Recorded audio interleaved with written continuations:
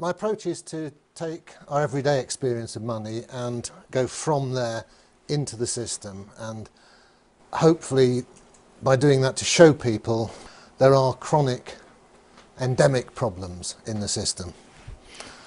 So where does our money come from? That's a good question to start with. And our money is, for all intents and purposes, our medium of exchange. We buy and sell stuff, and we earn it, save it, lend it, and so on. And it comes in two forms as far as we, the users, are concerned. Physical cash, stuff in your pocket, your wallet, still quite widely used for pubs, corner shops, small everyday purchases. However, the business, the economy is conducted using electronic computer money, the digits that jump from one bank account to another. So stuff is bought and sold and so on. So these money numbers, as we might think of them, these numbers within the bank's computers, are our medium of exchange. It's what we use to run our economy, and in that sense they are our money supply. So the question then arises, how do they come into being? Where do they come from? How do they get into the computers? How do they originate? And most people in this room know the answer to that, but let's have a look. First of all, we need some terminology. We need to start thinking like accountants, and two good concepts we need are assets and liabilities. I find this approach better than thinking of money flows, because that's a bit of an anachronism from when money was stuff and it used to actually physically move. All that changes now are the numbers. Some go up and some go down, and let's see how that works. So assets and liabilities. Well, an asset, in our context, we're talking about monetary assets. And obviously, you know, your family is an asset to you, but we're narrowing down monetary stuff of value, and can be property, but it also can be bonds or debts, other people's obligations to pay you money at some time in the future. Conversely, on the other side of that equation, there's liabilities, and that's something which is going to cost you. You have an obligation to somebody else, perhaps, to pay them money back at some time. So if I borrow money from you, then there's a dual aspect to that debt. It's my liability because I owe you, and it's your asset because you have a claim on me in the future. Now, the same contract relationship exists between banks and their customers, their clients, both borrowers and depositors. So let's say I've got a mortgage with a bank, I'm a debtor to the bank, I owe to the bank, then that debt is of course my liability, but it's also the bank's asset. The bank treats it as a piece of wealth, something of value to the bank. The other side, my money in the bank, you log into your bank account and you maybe have a few hundred, a few thousand there, and you feel good about that. That's my money, there it is. Well, that's not quite how it is. It's again a contract, a debt contract between you and the bank. This time it's the bank's liability. They might need to hand over some real money to you if you come into the bank and demand it, and it's your asset.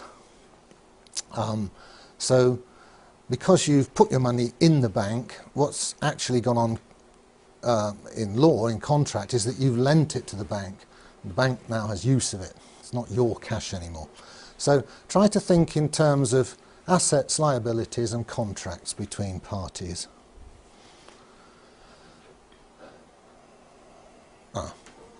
And my approach is to, within this way of thinking, just to look at everyday transactions and try and build up a picture of how these numbers change within the system.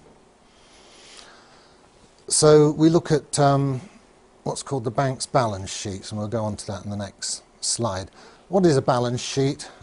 It's just an accounting convention where you list on one side of the paper, one side of the computer screen, all the assets of an entity, and on the other side all its liabilities. And double entry bookkeeping is a way of maintaining exact balance between these two sides. We'll see that. So then we see how these money numbers change for each basic operation, putting money in, taking it out, transactions, moving it from one account to another. And you can see then from this bottom-up approach, going from the particular to the general, from the detailed to the more global picture, that emergent properties of the whole system are revealed as chronic problems. Okay, an initial balance sheet. A bunch of people get together and get hold of a banking license and join the game. This is their initial balance sheet. Their assets start off as all the money that the investors put in as shareholders. That goes to an account at the Bank of England. On the other side of the sheet, this is a little more subtle. This is a liability to the bank as an entity which has a debt to its shareholders. So conceptually you have to separate the shareholders from the entity which is the bank itself. And the initial liability of the bank is what's called the shareholders' capital account. It's how much the bank sort of owes back to the shareholders should it be wound up. So if the bank ceases to exist, the shareholders have this claim on the assets of the bank. Therefore it's a liability of the bank, an asset to the shareholders. Right, well, that's the initial balance sheet. How does that balance sheet change when somebody comes along to the bank and wants a loan, a £100,000 mortgage, say? Let's have a look at that balance sheet, how it changes in terms of the assets and liabilities. Because remember, all the balance sheet is a snapshot of the current state of play of the bank, how its assets and liabilities change over time. So here's an event, a basic event. Somebody takes out a mortgage. What happens to the balance sheet?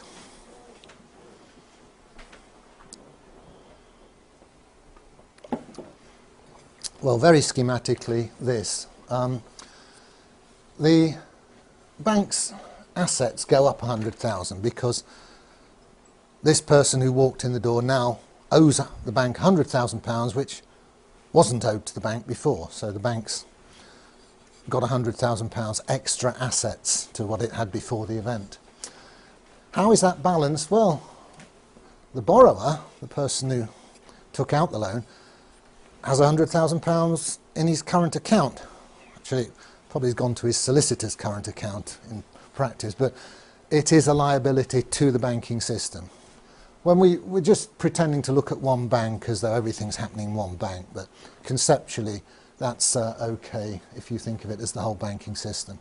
Obviously you might borrow from one bank and deposit it in another, but with a combined view of the multiple balance sheets of the banks, you can represent it schematically as this. So what's happened here is somebody in the bank has approved a loan and has just typed in £100,000 onto the asset side of the bank's balance sheet, however that's represented in the computers, and has typed in £100,000 into the current account of whoever's going to receive the money. There's no stuff has moved, two numbers have changed. That's it. So we can say that debt and money are birth twins. They come into existence together.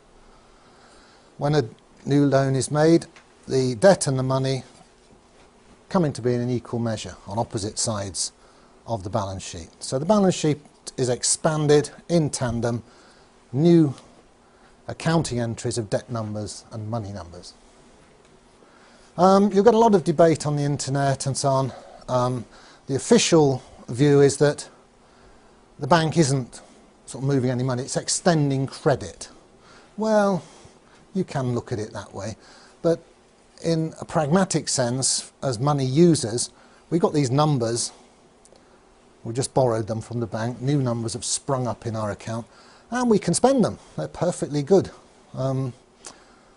In a strong sense, they are money. They are a medium of exchange. Ask yourself, what's in your bank account? I got that from that advert that was going around at the time. What's in your wallet?